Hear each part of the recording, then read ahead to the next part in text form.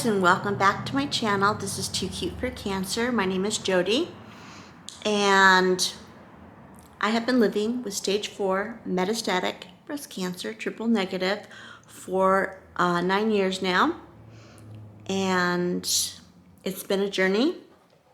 My cancer had metastasized, I can't say that, just got new teeth, to first it went to my innards and took part of my stomach and my kidney, and then it landed in my bones. Right now, I currently have a hot spot or a met on my sternum, but everywhere else so far is clear. Okay, that's just a little bit about me. Now, onward to the topic at hand. As you know, if you've been following me, if you don't, I'm going to tell you. I went in for a all-on-4 dental implant. See these? Neat. Not mine. 1 week ago, yesterday, was my surgery date. And I just kind of wanted to give you a rundown of my thoughts, my experiences, and the truth about it. Okay, let me just say, before I went in, and I went for my consult and everything, they bring you in to, this was my third dentist, the specialist that I saw. This guy had, he was a multi-skeletal, I don't know, prosthetic, or a anyway, I'll drop it below. Anyway, he was the top dog. Okay, so I go in and I go into their clinic, and of course they show you videos of all these people with teeth and then beautiful teeth, and my teeth were absolutely gorgeous before this. The only reason I had to do it is because the bone had rotted out and they were falling out. So they looked pretty, but they weren't good. So, and that was a result from chemo and radiation, a lot of chemo and radiation. So anyway, I go in and they show you this beautiful, peaceful, tranquil, center and everything. And you're like, wow, this is nice. And then they show you their lab where they make the teeth. They show you their recovery room. They show you the surgery room. They introduce you to the staff. I mean, they're very, very thorough. Okay, and then they explain the procedure to you. And I asked about pain. This is before we went, before I said yes to these people. I asked about the pain, and they said, well, most people survive on ibuprofen, and they say they describe the pain as more uncomfortable and less painful. That's what they said. So I'm like, oh, okay. And they said they really try to keep you very comfortable. If you need pain meds, they give it to you. I mean, all of that. Okay. So I'm like, cool. This is good. I felt really confident. Everything worked out. They were really good with the financing and payments. That was very important because, that was hard. We considered plain old dentures that come in and out, but my bone is so damaged, I would have to fix the bone, do the graft, wait, let it heal, then put the teeth in and out, and chances are I would still have rubbing and problems and stuff, and I just did not want dentures. I did not want, that's just me. I don't have anything against him. If that's the way, if I had to have had it because of finances, I would have made do and I would have been happy about it. But because I didn't, so anyway, so we decided on them. We felt really secure and everything. Well, so then we went in, they did labs, they did a bunch of different, they did a CT, which is really important to check the bone and check the jaw and, everything beforehand. They did all of that. We went in and it was everyone was super nice, super supportive, super sweet. I could not have asked for a better staff. Then the surgeon comes in, and he's kind of a little bit of a egotistical guy, I would say. Most surgeons are, by the way. You know, all that knowledge in their head, you know, how could they not be, I guess, I don't know. Anyway, he said that, he explained what he was gonna do in depth, and he said because of I have a very, very small mouth. I know it's nobody wants to believe that when they hear me talk, but I do. My mouth is extremely small, and the top of my mouth, where my teeth, you know, go in, this part right here, very small. In fact, I know that to be true because when I had braces, like years ago, they had to first put a palate splitter in the top of my mouth and turn it and split my palate to even be able to get braces on me. So I knew that going in, that was no big deal. You know, I was ready for it. So go in, he explains everything, and then he says he might have to go into the sinus area, the cavity area, depending on the bone grafting and how much bone loss I've got, like through here and everything. And he said that would be, you know, a little more painful, but it'll take a little longer, but we'll keep you in there, we'll keep you sedated, blah, blah, blah, blah, blah, blah, blah. So I'm like, okay, well, if that's what you have to do, that's what you have to do. Okay, they didn't mention that before, you know, before we started the process. And I kind of would have liked to know that and understood that before, 5 minutes before cutting me into me.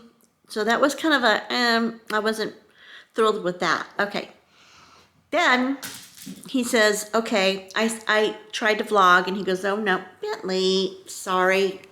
Bentley, say hi to the camera. Say hi to the camera. Okay. Sorry, Bentley always has to say hi when I'm on camera. Anyway, so he says you don't want to vlog this, and I'm like, well, I kind of do. I want to let people know what to expect, and everything is no. He says you're going to look really bad. He said you're going to have. Don't be surprised if you have bruising all, you know, here and down your neck and under your eyes. If you have, especially if they have to do the, you know, the sinus thing. So I'm like, really? Because they did not say that before. I'm like, okay, well, you know, all right. And he says some people come out with no bruising, and some people are just like, look like they were, you know, went around with Mike Tyson. Anyway, so we went in. It was a 5-hour procedure because, of course, my mouth being so tiny, it was really hard for him to work on me. And he, yes, had to go. The bone decay and structure was really bad. It was a lot worse than they expected. Had to go in and go into the sinus and do the bone graft from there. Go up into the sinuses. I don't know. I still don't understand it. I saw it. I looked at it on paper. They explained it to me. It made sense, but right now I'm not sure. But it had to be done, so fine. That was done. So when I woke up 5 hours later, I was like swollen like crazy. I'm gonna post some pictures on a little bit later of the whole thing. When I'm at the end. But anyway, and then as you saw in my last video five days ago, I was all bruised, which I don't know if you can see the bruising. I have bruising right here and all right here, but it covered with, I mean, it's gone enough to cover with makeup. This went away like in like 3 days. So I healed nicely.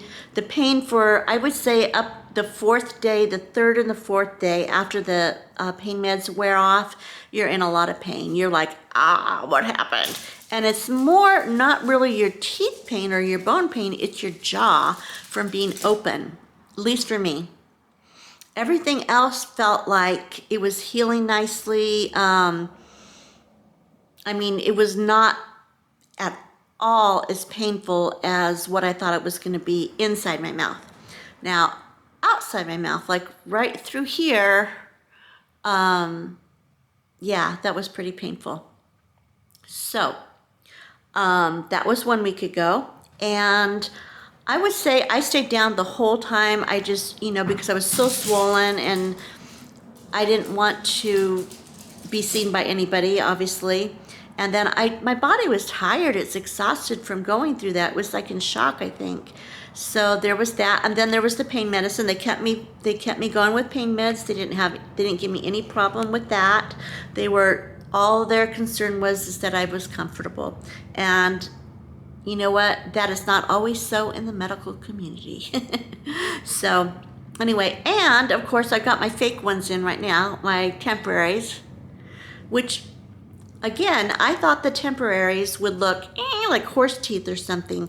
And you know what? They don't. I was so happy. See? So the temporaries aren't bad. The only bad thing is I'm having a hard time speaking because underneath here, there's like this plastic thing that goes underneath the thing that has like the stitches, and then they have like these little screws. They've got plastic over them. That'll come off next Monday. That'll come off, and then I can speak a little easier. But yeah, so this is my takeaway from the whole thing. I think it is totally worth it if you can afford to go in for the all in one four, or anyway, the teeth on 4 studs. What it is your fake teeth, like a denture, that go in and hook in or screw in with 4 titanium studs. So that's why it's called that. I think it is awesome because I have them in. I don't have to take them in and out.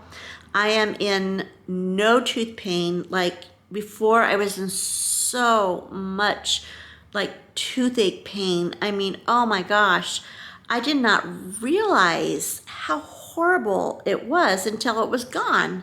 So now I feel so much better. I mean, other than the procedure itself, I think it was definitely going to make me feel better in the long run and have better health and have teeth. So I actually really highly recommend the procedure. That's it. Now, these are my takeaways. These are the stuff that we're not happy about.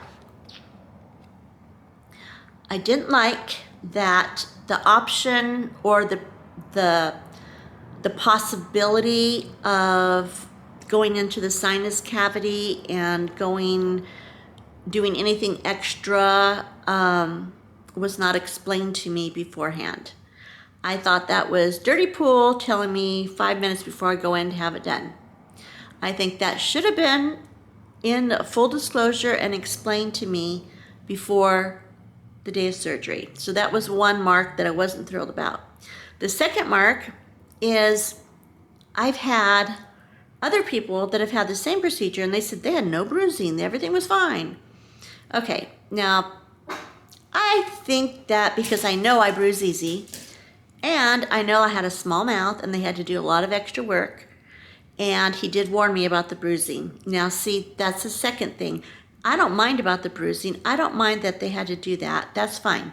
But I kind of would have liked to know, again, not 5 minutes before they go and do it, because it was really traumatic to come out and see yourself looking like I looked.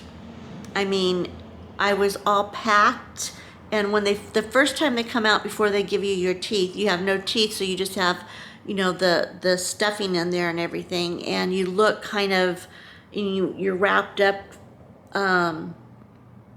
with ice packs, and then you're turning blue and purple, and I just think that it would have been less traumatic if I had known all of that beforehand, because that made it more scary. I was more afraid, and I was kind of panicking a little bit because I didn't expect that.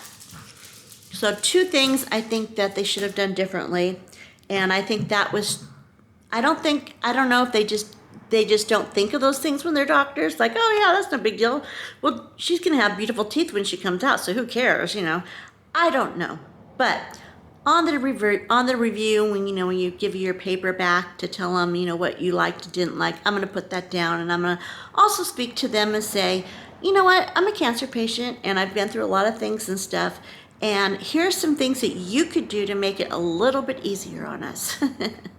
So that is my takeaway for all of this. Now, my advice, if you're thinking of having this done, make sure, because there's 2 other dentists that said they would do this. And after the fact, I learned they're not actually, they have surgeons, but they're not specialized surgeons for this procedure. And I think that is so important.